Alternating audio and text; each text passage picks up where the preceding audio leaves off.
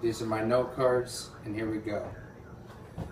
Have you ever found yourself so emotionally pressured that your brain was shutting down or you could not speak? Or maybe so overwhelmed that you could not respond without breaking down into anger and emotion? Well, this is a result of lacking assertive language, and it can be caused by low self-esteem. Some people think that if they please people, it can prevent verbal conflict. I myself don't like verbal conflict, and have found that over the years, avoiding it can only result in a bigger problem, and ultimately it was only covered up by my willingness to accept things. What truly interests me in this topic is that you can increase self-esteem by using more assertive language, and using more assertive language in life, and as a result, you can find out that things can work better than you ever thought possible. Today I'm going to tell you some techniques that can help you use more assertive language to improve self-esteem. And first, I'm going to give you information as to why people don't use assertive language. Then I'm going to go over what you can do to use more assertive language that will help in turn improve your self-esteem. And then finally, I'm going to share with you how to understand why people find themselves in verbal debates and confrontations, and how to prevent these uncomfortable scenarios from happening. So let's begin by talking about why people don't typically use assertive language in their daily lives. We try to avoid confrontation and conflict, and I think it's a natural instinct for some, and also for others that have low self-esteem. So trying to avoid conflict can lead to even bigger problems.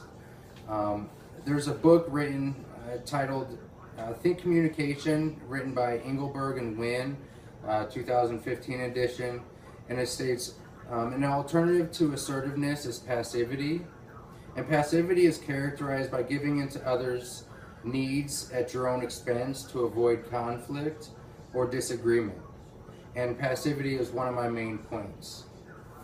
An example to share is that when I was at work, I found myself accepting actions from others even though I felt it was wrong from the beginning, and they were using my passivity against me. I felt taken advantage of due to giving in where I should have stood up for myself and prevented this from happening. In the same book, Think Communication, that I've referenced earlier, being assertive may involve breaking old communication habits, and assertive behavior can feel strange and uncomfortable because asserting your rights open doors to conflicts.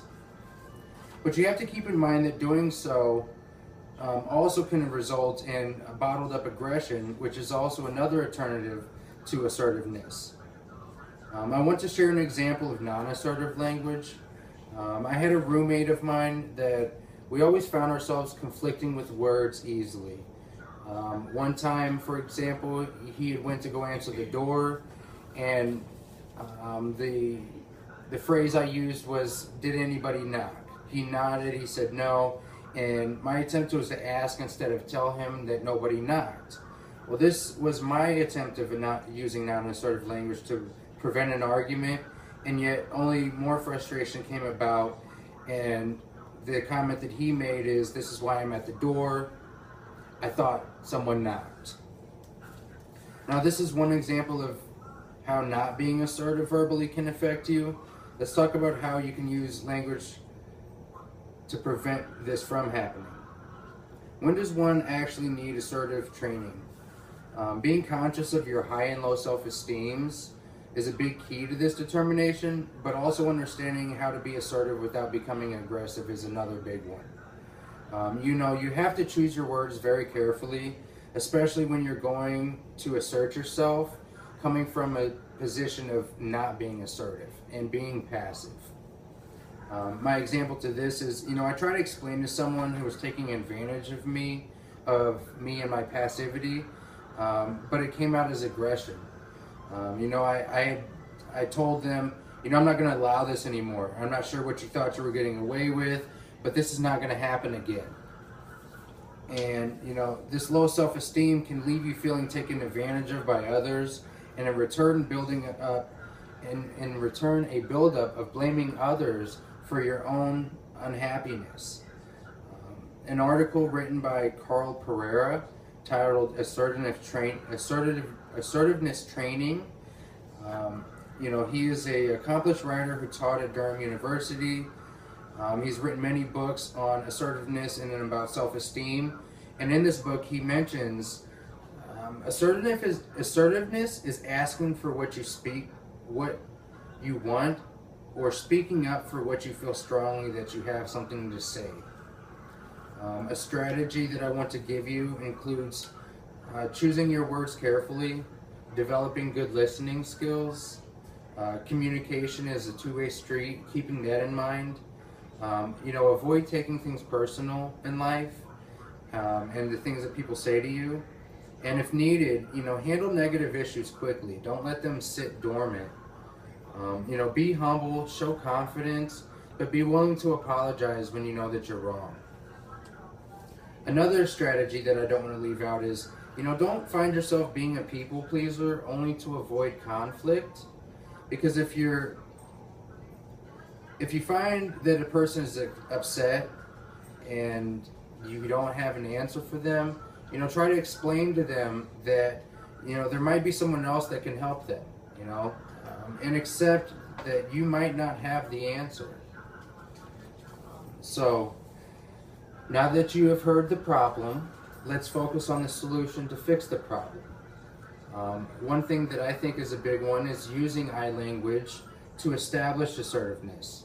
This establishes a confident understanding of what you would like to say, what your view is on a matter or subject, without the bias of others, without the bias of the others' emotions or feelings clouding it. And an example is, when expressing my point of view, I like to inject, I'm only giving my opinion. This is what I would like to say. Owning my comments, standing behind them without making others feel invalid. Those are examples of using I language, taking ownership for the things that you say. Considering a lost friendship based on personal views, can be difficult in itself, but not understanding that that the loss of friendship was because of the language you use can be even more difficult.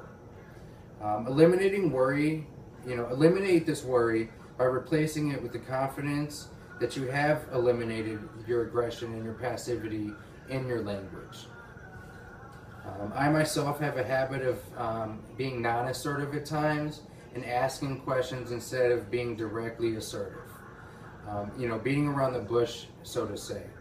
An example of that is asking someone, what they're doing versus asking them straight up if they just want to go out to dinner, or go to the movies.